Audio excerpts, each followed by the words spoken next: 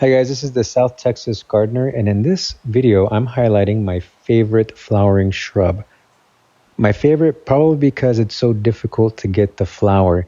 It really has its own timing. It's kind of like the Cenizo plant that flowers just whenever it wants to. But once one flowers, if you're driving around and you see one flower, the likelihood of the one in your landscape flowering is also very likely.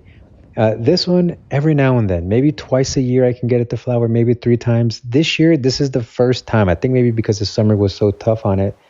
Um, but like I said, this is my favorite one to have in my landscape because when it shows out, it really shows out. And it's got these really nice, subtle pink flowers that actually resemble a lot to another plant that you're probably more familiar with, the Thyrallis, the golden Thyrallis. It's got those beautiful each flower has five golden petals.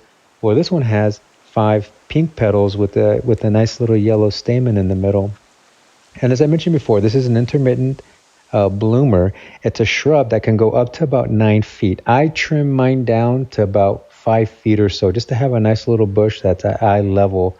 The Thyrallis likewise can go up to, up to 5 feet or so.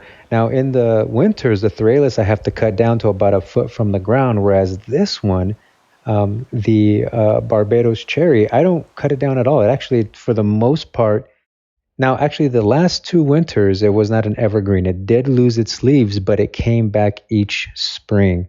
So you don't have to worry that, it can be deciduous as well as potentially an evergreen.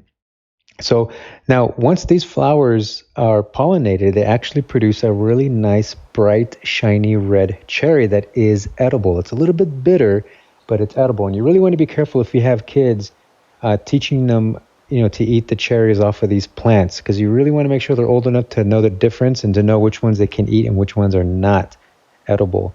So for me, because my kids are so young, for the most part, I teach them not to eat anything off the garden unless I pick it off for them at this point. Unless it's things that are obvious like strawberries or, kumquats, things like that. But even then, it can be a choking hazard. So in any case, they are edible. They're high in vitamin C. A very beautiful plant to have in the landscape. It is somewhat of a slow grower. So if you have a small tree that you buy from one of the nurseries locally, just know that you will be taking care of it for a few years. Now, one of the cool things about this particular tree also is that you can actually make a nabari or a nice little root flare.